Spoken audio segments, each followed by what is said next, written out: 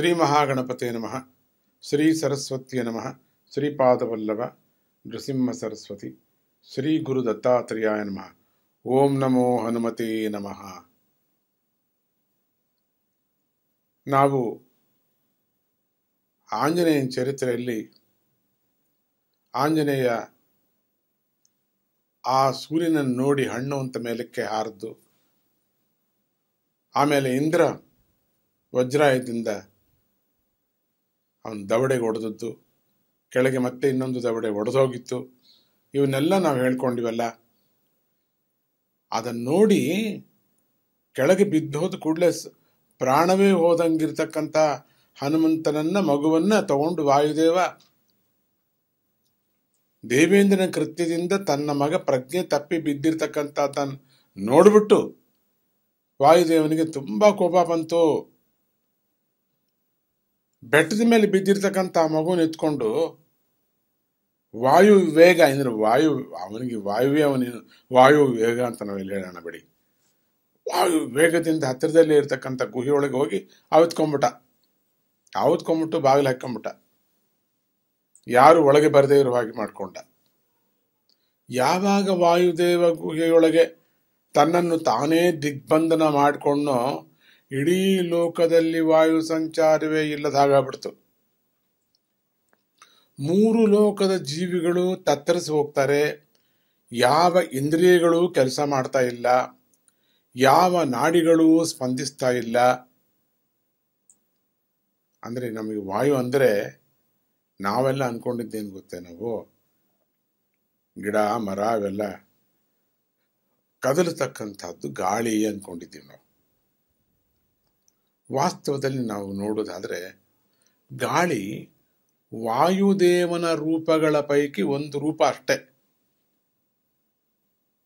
ಪಂಚವಾಯುಗಳ ವಿಚಾರದಲ್ಲಿ ಹೇಳ್ಕೊಂಡು ಹೋಗ್ತಾರೆ, ಆಮೇಲೆ ಹೇಳ್ತೀನಿ ನಾನು, ಸಮಯ ಸಿಕ್ಕದಾಗ ನಿಮಗೆ ಹೇಳ್ತೀನಿ ನಾನು. ಯೋಗದಲ್ಲಿ ಬರುವಂತಹದ್ದು ಶರೀರದಲ್ಲಿ ಯಾವ ರೀತಿ ಪಂಚವಾಯುಗಳಿವೆ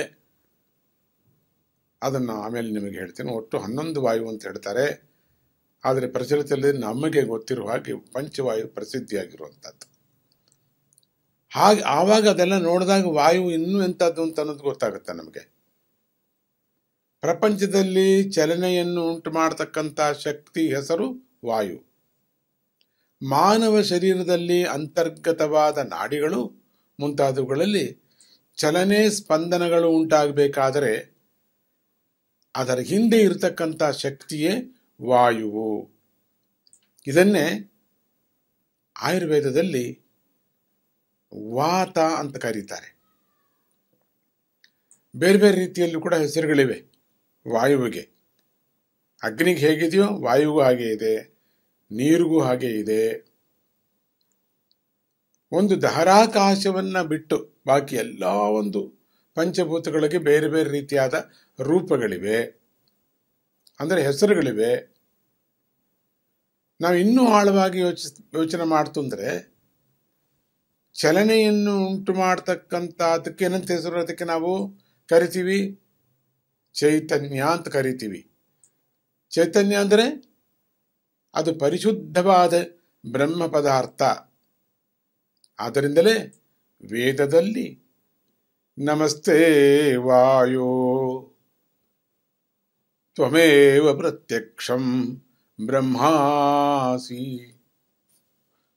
ಬ್ರಹ್ಮಾಸ್ಮಿ ಅಂತ ಕೂಡ ಹೇಳ್ಬೋದು ಅಂತ ಹೇಳಿದ್ದಾರೆ.